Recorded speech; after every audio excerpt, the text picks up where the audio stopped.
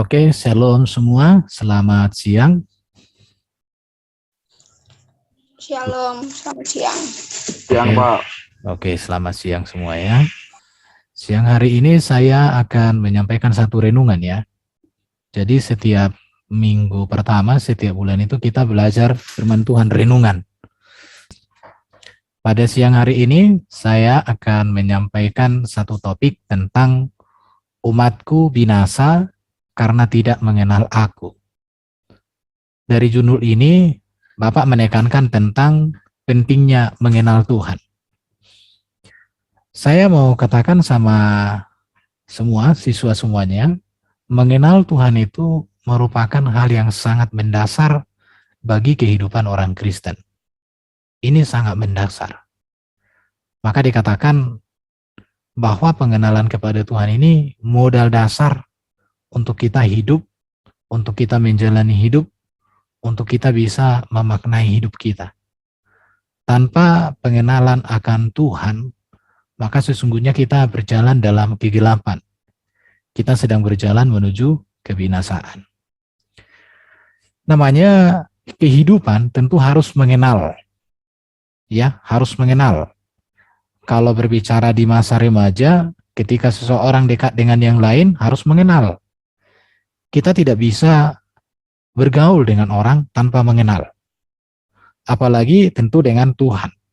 Kita harus mengenal Tuhan kita.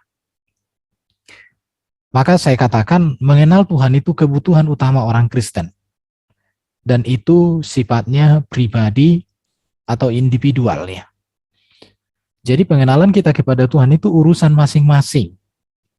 Saya sebagai guru agama tidak bisa mengurus bagaimana kalian mengenal Tuhan. Saya hanya bisa mengajar, mengarahkan, tetapi keputusannya ada pada diri kalian sendiri. Bagaimana kalian bisa mengenal Tuhan? Itu berasal dari pribadi sendiri, individual. Tetapi ini kebutuhan utama orang Kristen. Makanya kan Yesus ketika dicobai oleh iblis sebanyak 3 kali ketika di padang gurun, ketika dikatakan ubah batu ini menjadi roti, tetapi Yesus mengatakan manusia bukan hidup dari roti saja, tetapi dari setiap firman. Artinya apa? Bahwa pengenalan kepada Tuhan itu merupakan kebutuhan utama kita, bahkan boleh dikatakan melampaui kebutuhan jasmani kita. Nah, ini harus kita sadari sebenarnya. Pengenalan akan Tuhan jauh lebih penting daripada kebutuhan jasmani kita. Tetapi tentu dalam menjalani hidup kita harus memiliki atau memenuhi kebutuhan jasmani. Pengenalan kepada Tuhan itu bisa kita awali dengan pertanyaan, who is God? Siapa Allah itu? Sejauh mana seseorang mengenal Allah, sejauh itulah kehidupan seseorang itu akan berjalan. Sejauh itulah kehidupan orang itu akan berbakti kepada Allah. Siapa Allah itu bagi kita? Baru kita harus tahu juga di mana Allah itu. Where is God? Di mana? Apakah Allah itu sosok yang jauh bagi kita? Dia ada di langit keberapa dan kita tidak bisa jumpai? Apakah seperti itu? Tetapi iman Kristen mengatakan bahwa Allah itu dekat dengan kita. Dia ada bersama kita. Bahkan dia berkuasa tinggal di dalam hidup kita. Sebagaimana Yesus mengatakan, aku menyertai kamu senantiasa sampai akhir zaman. Bahkan Yesus mengatakan, 2-3 orang berkumpul dalam namaku, aku ada di sana. Jadi kita harus mengenal siapa Allah kita. Dia pencipta, dia maha kuasa, dia ajaib, dia mulia, dia kudus. Ketika kita mengenal Allah itu sebagai yang kudus, maka tentu kita akan menghindari yang namanya dosa. Ketika kita tahu Allah kita itu kebenaran, maka kita akan menghindari hal-hal yang fasik. Di mana Allah itu berada? Allah itu bagi orang Kristen ya, bukanlah sesuatu atau sosok yang jauh tak terhingga. Bukan. Allah kita orang Kristen adalah Allah yang dekat dengan kita. Dia ada bersama kita 1x24 jam. Dia ada menyertai kita seumur hidup kita. Itu yang harus kita kenal. Ini perlu Karena banyak orang jatuh dalam dosa karena dia berpikir bahwa Tuhan tidak melihat. Kan begitu kan? Tapi kalau kita orang Kristen, pemuda Kristen, mengerti betul bahwa Tuhan ada di dalam diri kita, bahkan kita menjadi baiknya Tuhan. Kita tahu bahwa dimanapun kita berada, Tuhan ada di sana, Tuhan melihat, Tuhan mengawasi kita. Maka kita akan senantiasa percaya akan kuasanya, kita tidak takut, dan sekaligus juga kita pasti menghindari yang namanya perbuatan-perbuatan yang tidak mencerminkan Tuhan, apa kehendak Tuhan. Baru, mengapa dia? Why is he? Itu ya. Mengapa dia? Mengapa kita harus percaya kepada Yesus? Mengapa kita harus percaya kepada Allah? Mengapa kita harus berbakti kepadanya? Ada apa? Ini harus kita kenal. Banyak orang Kristen sekarang tidak mengerti mengapa aku harus percaya Tuhan. Mengapa aku harus menyembah Tuhan? Mengapa aku harus berbakti kepada Tuhan? Ini harus kita mengerti sebenarnya sebagai orang Kristen. Ya, baru seberapa baikkah dia? Kita harus mengerti sejauh mana kebaikan Tuhan dalam hidup kita. Bahwa Tuhan itu baik tiap-tiap hari, dia menolong kita, dia memberi kita napas hidup, dia memberikan pengharapan, dia berikan sukacita, dia berikan perlindungan, itu kebaikan. Tetapi apakah kita menyadari akan kebaikan Tuhan yang luar biasa dalam hidup ini? Atau kita menganggap bahwa apa yang terjadi dalam hidup ini peristiwa alam dan biarkan berjalan begitu saja? Ada banyak orang yang berpikir seperti itu. Baru kita juga harus sampai kepada what is he like or dislike. Artinya apa? Apa yang dia suka dan apa yang dibenci. Seorang Kristen, seorang remaja, seorang pemuda, apapun status kita, kita harus mengerti apa yang disukai Tuhan dan apa yang dibenci oleh Tuhan. Dan kita sebagai seorang Kristen harus belajar menyukai apa yang disukai Tuhan, membenci apa yang dibenci Tuhan.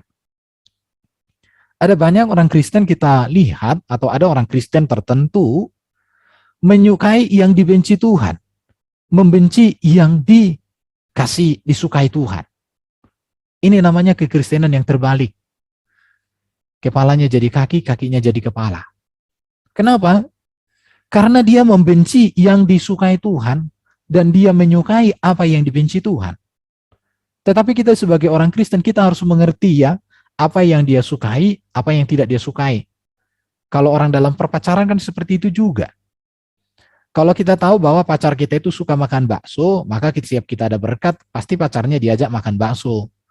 Nggak mungkin pacarnya udah tahu nggak suka makan bakso, tapi setiap ada berkat, diajak makan bakso. Nggak mungkin kan? Jadi hubungan kita dengan Tuhan harus mengenal siapakah dia. Di mana dia berada. Dia ada dalam kekudusan, maka kita harus kudus. Dia ada dalam hidup kita, maka kita harus percaya, tidak takut, tidak khawatir. Dan juga kita harus hidup menjadikan diri kita sebagai bait Allah. Mengapa kita harus mengenal? Mengapa kita harus percaya? Mengapa kita harus berbakti? Harus kita tahu di sini ya. Baru seberapa baikkah Tuhan itu dalam hidup kita harus kita kenal. Kita harus mengenal betapa baiknya Tuhan itu.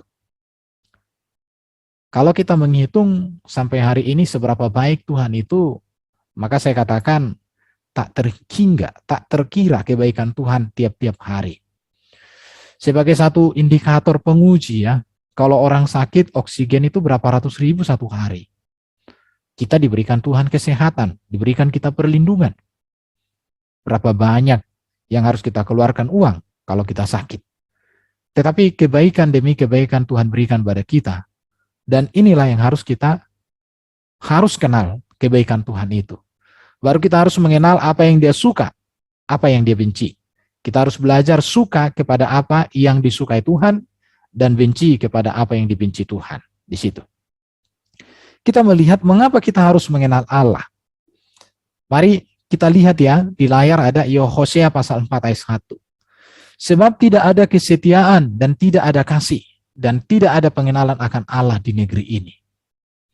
Artinya begini ya, orang yang tidak mengenal Allah, maka dia tidak bisa setia. Orang yang tidak mengenal Allah, dia tidak bisa mengasihi, tidak bisa menyayangi sesama. Kita bersyukur menjadi orang Kristen, di mana kita bisa mengenal Allah kita melalui Kristus. Di dalam iman Kristen, Allah hadir, firman-Nya menjadi manusia, itulah Yesus. Dan di dalam Yesuslah kita melihat kasih Allah yang berkorban untuk kita. Kasih Allah yang menyelamatkan kita. Kasih Allah yang menjaminkan surga buat kita. Kasih Allah yang menyertai dan turut merasakan penderitaan-penderitaan kita. Mengapa orang tidak bisa setia kepada Tuhan? Mengapa orang tidak bisa mengasihi Tuhan, tidak bisa mengasihi sama, tidak bisa setia kepada sesamanya? Persoalannya adalah karena kasih, karena kesetiaan, karena pengenalan akan Tuhan tidak ada dalam diri orang itu. Makanya saya selalu katakan, kita tidak bisa setia dalam menjalani hidup tanpa kita mengenal Tuhan. Bahkan kita tidak bisa setia terhadap sesama kita, terhadap orang lain, kalau kita tidak memiliki pengenalan yang benar akan Tuhan. Maka dikatakan di dalam Hosea pasal 4 ayat 6, umatku binasa karena tidak mengenal Allah. Rupanya, mengapa harus mengenal Allah? Karena pengenalan Allah ini adalah kekuatan kita untuk bisa setia mengasihi Tuhan. Pengenalan ini kekuatan kita untuk bisa mengasihi dan setia kepada sesama. Rupanya juga bahwa tanpa pengenalan akan Tuhan, bukan hanya berdampak bahwa kita menjadi manusia yang tidak setia, bukan hanya berdampak bahwa kita menjadi manusia yang tidak bisa dipercaya, tetapi lebih kepada kita menjadi manusia yang menuju kebinasaan. Jadi jelas sekali di sini ya, Hosea pasal 4 ayat 6, umatku binasa karena tidak mengenal Allah. Allah yang benar itu Allah yang bagaimana? Makanya tadi di slide pertama kan, siapakah Allah itu? Allah kita itu Allah yang kudus, Allah yang maha kuasa, Allah yang maha mulia, Allah yang maha agung, Allah yang dahsyat dan luar biasa. Itulah Allah kita. Baru dikatakan di dalam Hosea pasal 6 ayat 6. Sebab aku menyukai kasih setia dan bukan korban sembelihan, dan menyukai pengenalan akan Allah lebih daripada korban-korban bakaran. Artinya begini, orang yang tidak mengenal Tuhan tidak akan bisa menyenangkan hati Tuhan.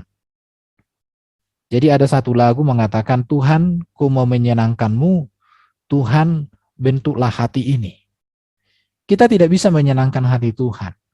Kita tidak bisa membuat Tuhan tersenyum dalam hidup kita kalau kita tidak mengenal. Karena segala sesuatu itu didasari dari pengenalan. Kita membangun persahabatan dengan orang lain, intinya adalah pengenalan. Karena sejauh mana kita mengenal orang, maka sejauh itulah kita mampu mengasihi orang itu. Sejauh mana kita mengenal orang, sejauh itulah kita membangun komunikasi, relasi, persekutuan, pergaulan sehari-hari. Makanya banyak orang jatuh dalam pergaulan. Kenapa? Karena tidak mengenal Tuhan dan tidak mengenal siapa temannya bergaul. Itu menjadi persoalan. Jadi yang bermasalah itu adalah pengenalan. Berbicara tentang pengenalan, ini berbicara tentang sejauh mana kita membuka hati untuk mengenal sosok tersebut dan mengenal dan mengalami kasih Tuhan. Jadi di sini kita melihat mengapa kita orang Kristen harus mengenal Tuhan. Karena kalau tidak mengenal, kita tidak bisa setia, kita tidak bisa mengasihi. Kalau kita tidak mengenal Tuhan, maka kita pasti binasa. Kalau kita tidak mengenal Tuhan, maka kita tidak bisa menyenangkan hati Tuhan. Jadi pengenalan akan Tuhan itu menjadi dasar yang sangat penting dalam kehidupan Kristen. Kalau berbicara pengenalan akan Tuhan, pengenalan akan Allah, ada yang disebut dengan pengenalan secara umum. Pengenalan secara umum itu mereka mengenal bahwa Allah itu adalah pencipta. Agama-agama selain Kristen mengakui bahwa Allah itu pencipta. Agama-agama yang lain selain Kristen itu mengakui bahwa Allah itu penguasa. Agama-agama lain percaya bahwa Allah itu pengambil keputusan yang mutlak. Mereka percaya itu. Tetapi orang Kristen lebih daripada pengenalan kepada Allah sebagai pencipta. Lebih daripada pengenalan kepada Allah sebagai penguasa semesta. Lebih daripada pengenalan kepada Allah sebagai pengambil keputusan mutlak. Dan lain-lainnya. Ini pengenalan secara umum. Agama-agama suku, agama-agama selain Kristen, percaya akan hal ini. Tetapi kekristenan pengenalannya kepada Tuhan tidak sebatas ini, ya. Jadi Allah dikenali itu harus secara khusus. Ini, pengenalan kepada Allah itu harus secara khusus. Kita harus menyadari mengapa Allah menciptakan manusia. Kalau kita mengatakan bahwa Allah menciptakan manusia untuk melayaninya, sebelum manusia diciptakan, Tuhan sudah menciptakan malaikat untuk melayaninya. Ada malaikat Gabriel, ada malaikat Mikael yang melayani. Di situ ya. Baru, mengapa Allah menciptakan manusia? Kalau dikatakan untuk kebutuhan kemewahan, Allah bisa menciptakan berbagai kemewahan. Allah tidak ada kekurangan. Pertanyaannya, apakah Allah iseng menciptakan kita? Tetapi kalau kita melihat di Kejadian pasal 1 ayat 26 sampai 28 dikatakan, berfirmanlah Allah, baiklah kita menjadikan manusia menurut gambar dan rupa kita, supaya mereka berkuasa atas ikan-ikan di laut, dan burung-burung di udara, dan atas ternak, dan atas seluruh bumi, dan atas segala binatang melata yang merayap di bumi. Maka Allah menciptakan manusia itu menurut gambarnya. Menurut gambar Allah diciptakannya dia, laki-laki dan perempuan diciptakannya mereka. Jadi untuk apa Allah menciptakan kita? Di sini dikatakan bahwa Tuhan menciptakan kita menurut gambar dan rupa. Tuhan menciptakan manusia menjadi ciptaan yang paling agung. Manusia lebih mulia daripada malaikat. Lebih mulia daripada tumbuh-tumbuhan yang lain. Manusia adalah pusat ciptaan Allah. Ciptaan Allah yang tertinggi adalah manusia. Kenapa? Karena Allah menciptakan manusia menurut gambar dan rupa. Dalam bahasa Ibrani, Selem and Demut. Artinya, Allah memberikan otoritas kepada manusia untuk berkuasa, memimpin alam semesta ini untuk tujuan bagi kemuliaan Tuhan. Jadi Tuhan memberikan kepada manusia itu otoritas. Namanya gambar dan rupa itu, Selem and Demut ini berbicara tentang otoritas. Bahwa kepada manusia dijadikan sebagai wakilnya Allah untuk mengelola alam semesta. Di mana manusia hidup untuk kemuliaan Tuhan. Jadi sebagai seorang Kristen, kita yang masih muda, masih remaja ini, kita harus mengenal Allah secara khusus. Mengenal Allah secara khusus artinya kita harus menyadari bahwa kita ada di dunia ini menjadi wakilnya Allah untuk berkuasa atas alam semesta. Berkuasa atas pohon-pohonan, berkuasa atas semuanya, dan mengelola itu untuk kemuliaan Tuhan Allah kita. Tetapi sekarang kan manusia tidak menyadari bahwa dia sebagai gambar dan rupa Allah. Sehingga manusia itu berbuat apa yang dikehendaki hatinya. Tidak lagi mencerminkan pribadi Allah, tidak mencerminkan lagi karakter Allah, tidak mencerminkan lagi sifat-sifat Allah dalam hidupnya. Jadi kita sebagai seorang Kristen ini harus kita sadari, kita harus mengenal bahwa Tuhan menciptakan kita menurut gambar dan rupanya. Artinya kita harus memancarkan sifat, karakter, kehendak, rencana, dan tujuan Allah dalam hidup kita. Sebagai seorang pemuda Kristen, sebagai seorang Kristen, apapun status kita, maka saya mau katakan, dimanapun kita berada, kita harus menyatakan bahwa kita ini adalah wakil Allah. Kita harus memancarkan sifat-sifat Allah, karakter-karakter Allah yang kudus, yang mulia, yang baik, dan benar bagi semua orang. Maka kita tidak boleh melukai, kita tidak boleh berlaku buruk, kita tidak boleh berlaku curang, karena itu bukan sifat Allah. Di dalam diri Allah kita itu tidak ada yang najis, tidak ada yang buruk, tidak ada dosa sama sekali. Maka kita sebagai seorang Kristen juga, sebagai seorang yang sudah mengenal Allah, mengenal dirinya di hadapan Allah, maka kita harus memancarkan, kita harus menunjukkan, kita harus melihat, memperlihatkan kebesaran dan keagungan Allah. Saya yakin di rumah kalian ada gambar ya. Ketika kalian melihat gambar itu, maka di dalam gambar itu terpancar karakter dan sosok orang itu. Maka kita dikatakan gambar dan rupa Allah, berarti melalui diri kita seharusnya orang-orang lain atau ciptaan-ciptaan lain harus merasakan kasih Tuhan, kebenaran Tuhan, keagungan Tuhan, keajaiban Tuhan melalui hidup kita. Jadi Tuhan menciptakan kita tujuannya bukan hanya untuk melayani. Kenapa? Karena para malaikat sudah ada untuk melayani. Bukan untuk kemewahan, karena Allah bisa ciptakan berbagai kemewahan. Bukan karena Allah kekurangan, karena di dalam diri Allah tidak ada kekurangan. Bukan karena Allah iseng. Tetapi Tuhan punya rencana, Tuhan punya tujuan atas hidup kita. Bahwa kita diciptakan menurut gambar dan rupanya. Artinya, kita menjadi pusat dari seluruh karya Allah di tengah-tengah semesta, supaya kita menyatakan, menunjukkan bahwa kita menjadi wakil, diberikan otoritas oleh Allah untuk mengelola semesta dan untuk mempermuliakan Allah melalui semuanya. Dan ini berbicara juga karakter, berbicara tentang sifat. Ada yang raise hand, ribut, ada mau ditanya, ribut? Silakan. Ribut? Kamu raise hand, ada mau ditanyakan? Nggak ada, Om. Oh, kalau nggak ada, saya pikir tadi raise hand berarti ada mau ditanya. Kalau Anda mau bertanya boleh ya. Sejauh ini sudah dimengerti ya yang saya paparkan bahwa Allah dikenal secara khusus. Risto, ada mau ditanya? Enggak, Pak. Sudah mengerti. Oke. Dimatikan ya supaya tidak ada suara yang lainnya. Jadi yang mau saya tegaskan begini ya. Jadi kita mengenal Allah itu tidak hanya Allah itu pencipta, Allah itu penguasa, Allah itu pengambil keputusan mutlak. Ini ada pada ajaran-ajaran lain. Semua agama merasakan ini. Karena Tuhan menciptakan matahari untuk orang baik dan orang jahat. Tetapi pengenalan orang Kristen harus sampai kepada ini. Bahwa aku dan kalian semua adalah gambar dan rupa Allah.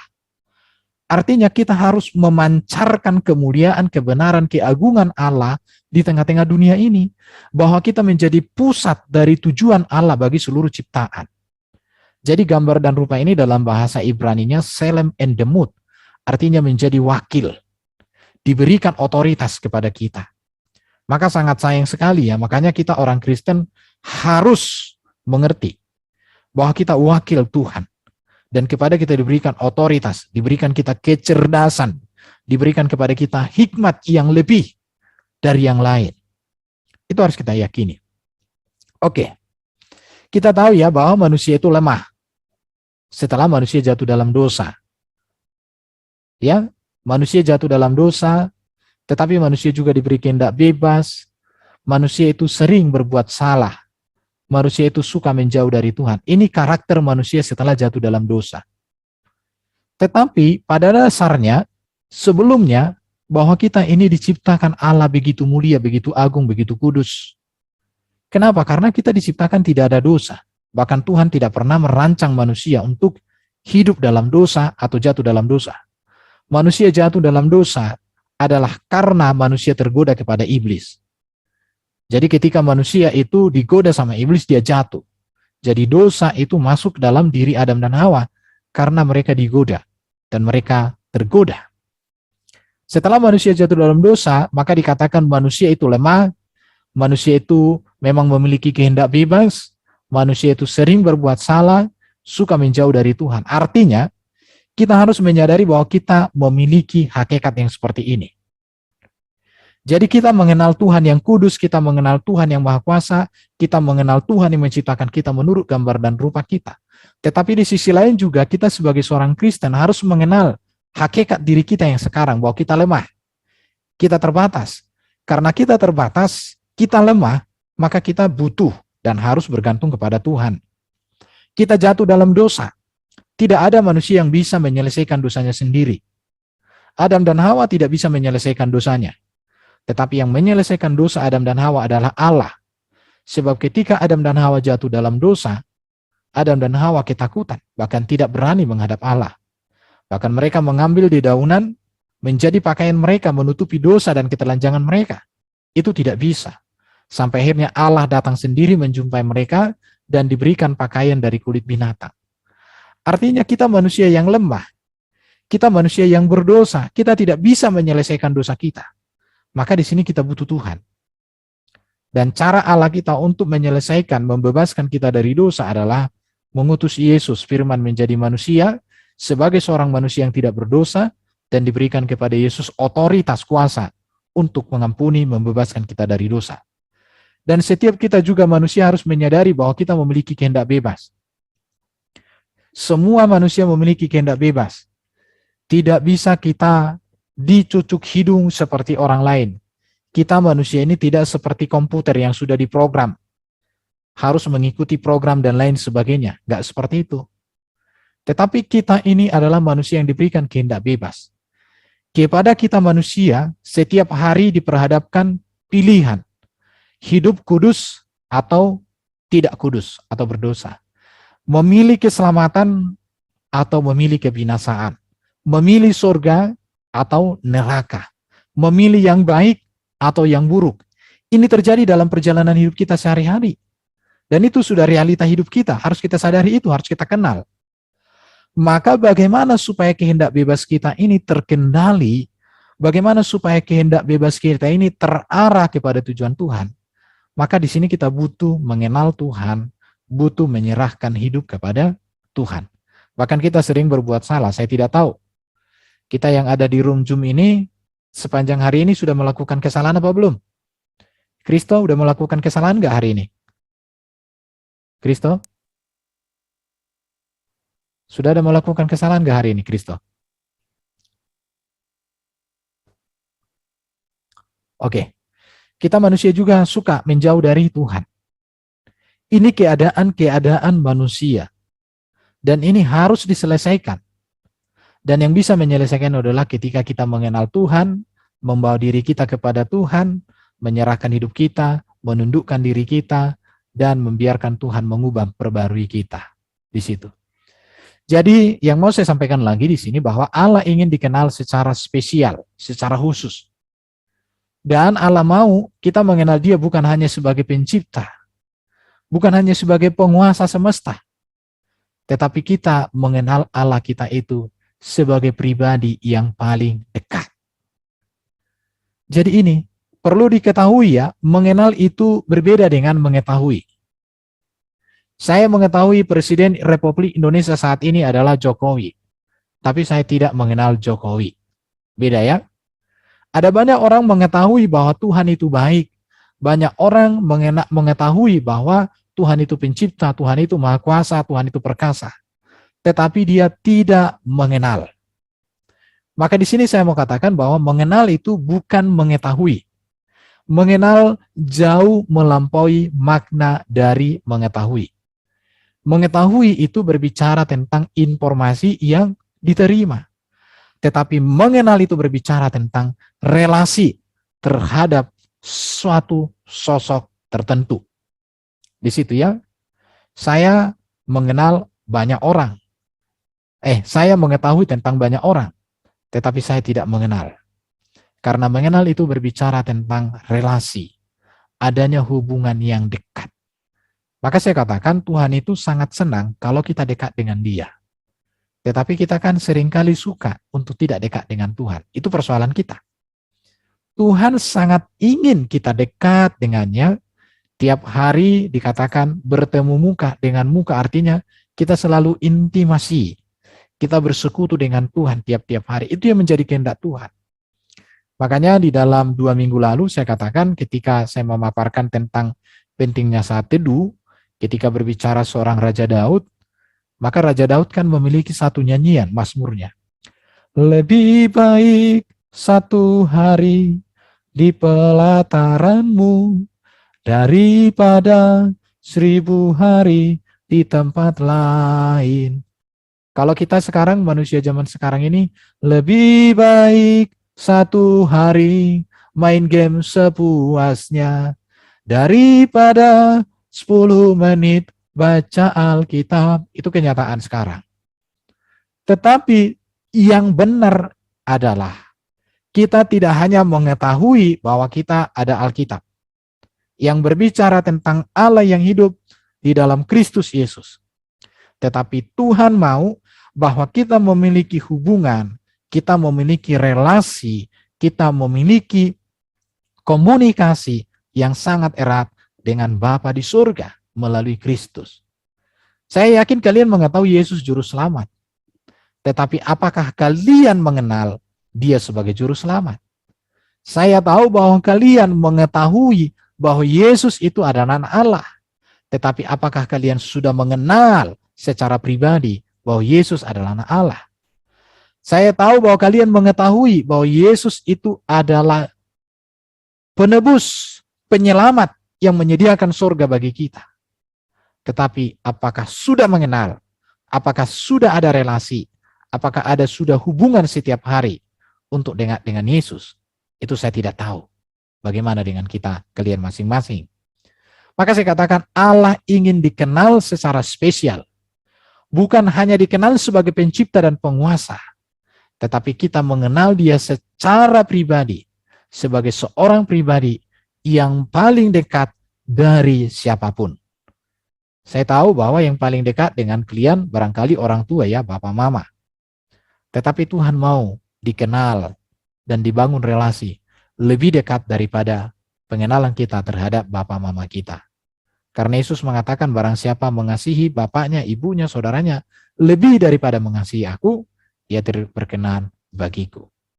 Jadi Allah ingin dikenal secara spesial, secara pribadi, secara khusus. Jadi bukan hanya sebagai penguasa. Ini yang harus kita renungkan ya. Oke. Sekarang siapa yang bisa memperkenalkan Allah kepada manusia? Siapa yang bisa memperkenalkan Allah kepada kalian? Tidak lain adalah Alkitab. Pemberitaan Injil. Setiap hamba Tuhan yang memberitakan Alkitab kepada kalian, setiap hamba Tuhan atau teman-teman kalian yang memberitakan Injil kepada kalian, itulah cara yang Tuhan izinkan untuk kalian mengenal. Ini bisa dibaca di Roma pasal 10 ayat 1-12.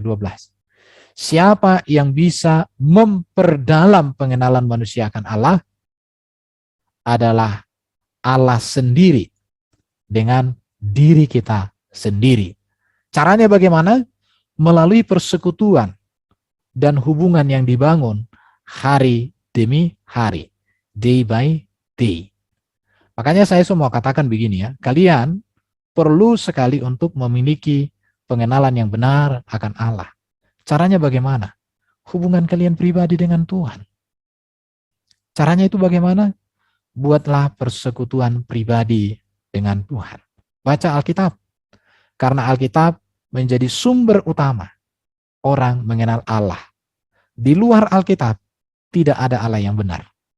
Tetapi Allah yang benar hanya diperkenalkan di dalam Alkitab.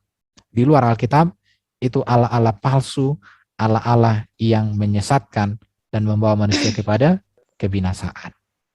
Ada pertanyaan? Silvana mau bertanya, Silvana? Tidak ada, Pak. Saya harap harus kalau ada pertanyaan ditanya ya, nggak boleh kok disela. Jadi siapa yang bisa memperkenalkan Allah kepada manusia? Alkitab. Di dalam Alkitab kita mengenal Allah yang Esa, yang yaitu Bapa di surga. Di dalam Alkitab kita mengenal Allah yang memiliki roh, itulah Roh Kudus. Di dalam Alkitab kita mengenal Allah yang memiliki firman, dan firman yang menjadi manusia itulah Yesus. Dan di dalam Yesus yang adalah firman Allah itu, yang menjadi manusia itu, kita mengenal Allah yang menyelamatkan. Mengenal Allah yang menebus. Mengenal Allah yang menjamin surga. Mengenal Allah yang menjaminkan hidup yang kekal bagi kita. Jadi siapa yang bisa memperkenalkan Allah? Adalah Alkitab. Pemberitaan Injil. Dan ini urusannya adalah diri kita masing-masing.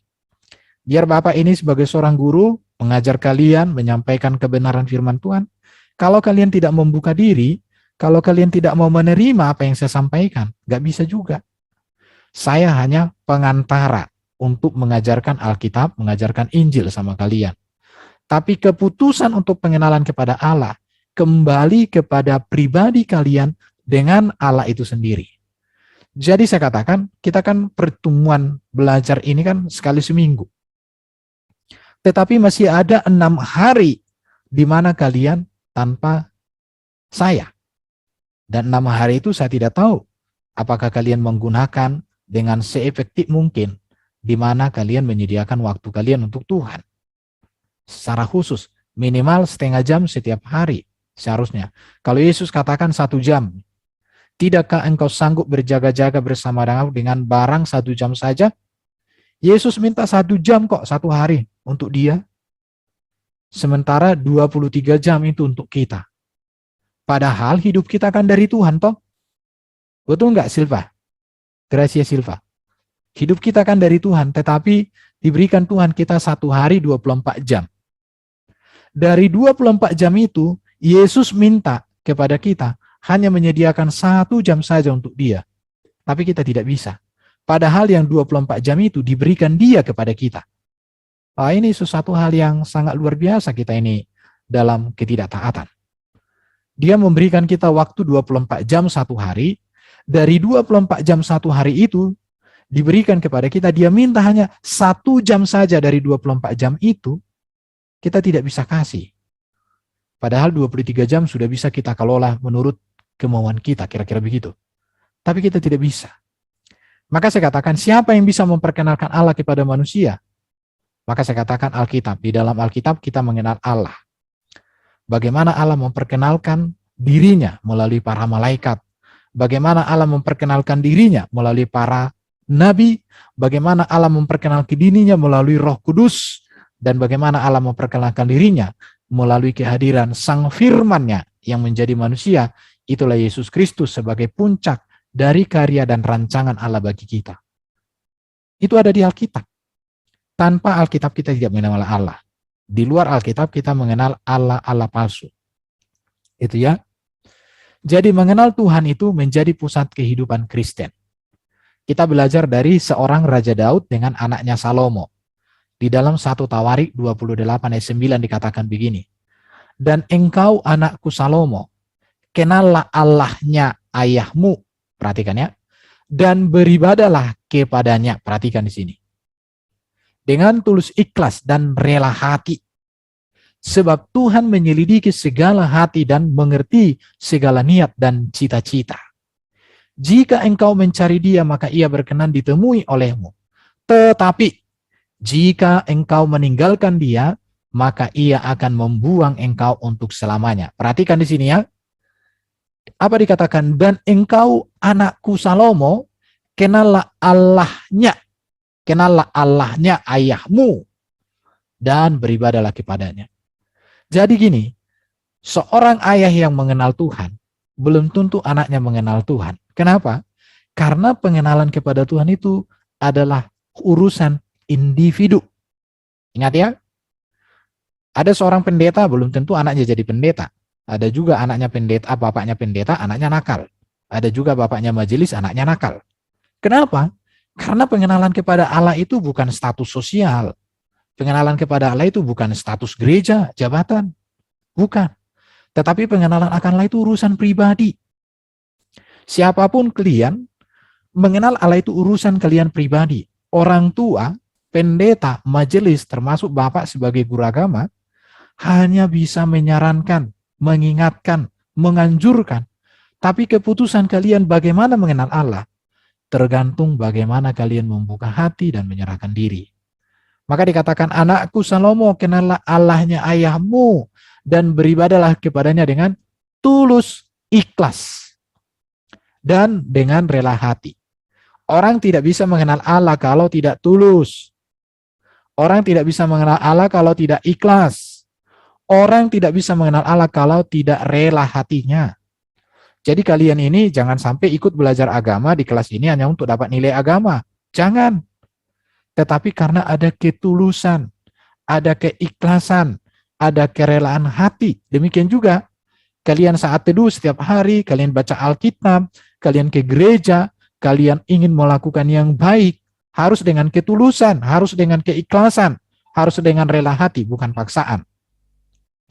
Dan ingat ya, sebab Tuhan menyelidiki segala hati dan mengerti segala niat dan cita-cita. Apapun isi hati kalian, apapun cita-cita kalian, apapun menjadi niat kalian, maka Tuhan tahu. Dan itu yang dinilai oleh Tuhan. Jadi bukan penampilan luar, tetapi bagaimana di dalam dan dipancarkan keluar. Jika engkau mencari dia, maka ia berkenan ditemui. Tetapi, Jika engkau meninggalkan dia, maka ia akan membuang engkau untuk selamanya. Perhatikan di sini. Jadi di sini kita perlu mengenal Tuhan. Perlu mencari Tuhan. Matius 6 ayat 33, ada yang tahu ayatnya ini? Gracia, boleh dibaca ayatnya? Matius 6 ayat 33. Satu orang dulu kalian membaca. Apa di sana dikatakan? Ada yang bisa baca? Bantu Bapak. Matius berapa, Pak? Matius pasal 6 ayat 33. Dibaca dengan lantang ya. Tetapi carilah dahulu kerajaan Allah dan kebenarannya, maka semuanya itu akan ditambahkan kepadamu. Iya, puji Tuhan ya. Saya mau tegaskan sama kalian, apa yang disampaikan oleh Daud kepada anaknya Salomo. Jika engkau mencari dia, maka ia berkenan ditemui olehmu. Tetapi jika engkau meninggalkan dia, maka ia akan membuang engkau untuk selamanya. Matius 6 ayat 33 dikatakan, carilah dahulu kerajaan Allah dan kebenarannya, maka semuanya itu akan ditambahkan kepadamu. Apa itu kerajaan Allah? Kerajaan Allah berarti Allah menjadi raja, Allah menjadi penguasa. Kebenaran Allah berarti kebenaran Allah. Kebenaran Allah itu nyata di dalam Yesus Kristus. Jadi intinya dalam hidup kita adalah orang yang memprioritaskan Tuhan dalam hidupnya, maka dia menjadi orang yang diprioritaskan oleh Tuhan. Ingat ya, saya contoh menjadi seorang bos di satu perusahaan. Kira-kira yang saya prioritaskan karyawan saya di perusahaan saya, karyawan terbaik atau karyawan terburuk? Udah pasti karyawan yang terbaik. Maka di sini katakan, jika engkau mencari dia. Mencari Tuhan itu bagaimana? Mencari Tuhan itu, ada kan lagunya ya. Ku cari wajahmu, temukan kasih-Mu. Kau bukan Tuhan yang selalu jauh dariku. Ku panggil namamu, ku dengar jawabmu. Kau Tuhan yang selalu dengar seruan hatiku. Mencari Tuhan itu hanya sejauh dua. Kalian masuk ke dalam kamar, tutup pintu, buka Alkitab, berdoa, buka Alkitab, baca, renungkan, lakukan. Begitu saja. Jadi mencari Tuhan itu tidak seperti mencari mencari uang, bukan. Tapi mencari Tuhan itu dengan merendahkan diri, dengan berdoa, dengan membaca Alkitab. Dan ini selalu ulang-ulang akan saya sampaikan sama kalian.